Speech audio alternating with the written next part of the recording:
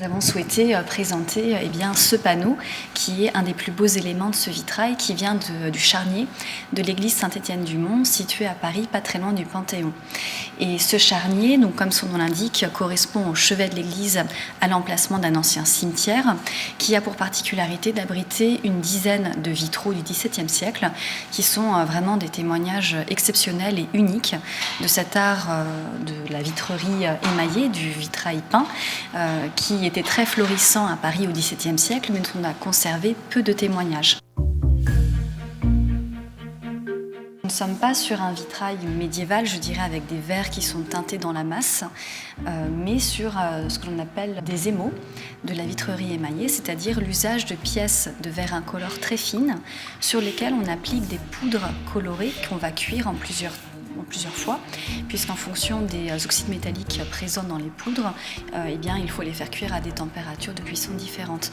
Donc c'est un procédé qui est long, qui est techniquement assez difficile, mais qui permet d'obtenir une très très grande qualité, un effet assez proche de l'aquarelle parfois, et un aspect extrêmement précieux. Ces vitraux, dès l'origine, étaient conçus pour être vus de près, c'est-à-dire vraiment dans ces conditions-là.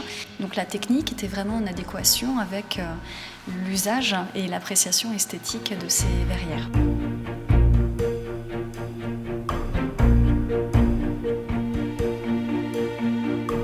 Nous avons souhaité permettre aux visiteurs d'avoir une approche plus facile peut-être de ce qu'est le vitrail de Saint-Étienne-du-Mont dans son contexte, en présentant des vues en fait in situ, et également cette interview de la restauratrice, donc Flavie Vincent Petit, avec sa collaboratrice Elisabeth de Jacquelot, qui ont mené à bien cette restauration. C'est une vidéo que nous avons réalisée en interne, au sein de la conservation des œuvres d'art religieuses et civiles de la ville de Paris, qui est le service en charge de la restauration de ces vitraux, pour permettre de comprendre facilement quelles sont les différentes étapes. La restauration a duré plusieurs mois, et ce qui nous a permis de retrouver cette luminosité, ces couleurs très riches, qu'on ne distinguait plus vraiment en raison de l'encrassement.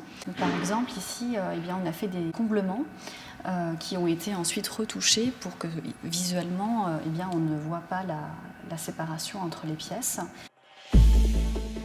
Cette restauration assez exceptionnelle a été l'occasion aussi de monter un partenariat avec la Cité du Vitrail de manière à faire connaître au public l'existence de ces vitraux et plus particulièrement de ce panneau qui représente une scène assez agréable, assez jolie, qui est donc l'Arche de Noé.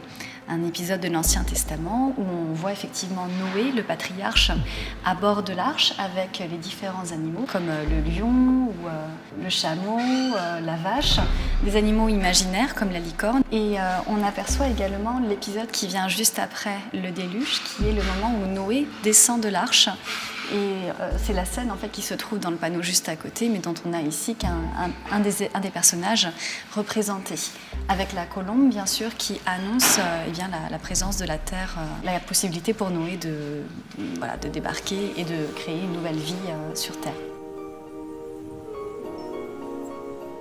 Un panneau qui donne des informations textuelles pour resituer le contexte de la commande et de l'exécution de ce vitrail, qui était aussi l'occasion pour nous de montrer une vue d'ensemble de ce vitrail dont on n'a ici qu'un panneau, de manière à ce que les visiteurs puissent avoir une meilleure appréhension des dimensions et puis des autres scènes qui sont représentées dans ce grand vitrail.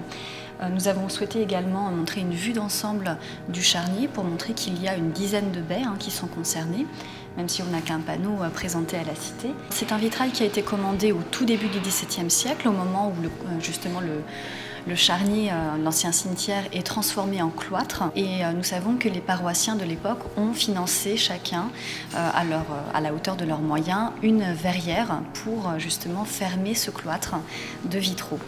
Petit détail intéressant qui nous montre le portrait de ce que l'on pense être les commanditaires de ce vitrail, en l'occurrence Jacques Duclou, qui au début du XVIIe siècle était maître fondeur de lettres à l'Université de Paris, et son épouse. Donc là vous voyez l'état avant restauration avec justement les fameux plombs de casse qui défigurent un petit peu les personnages, mais après restauration, ces personnages vont retrouver toute leur beauté.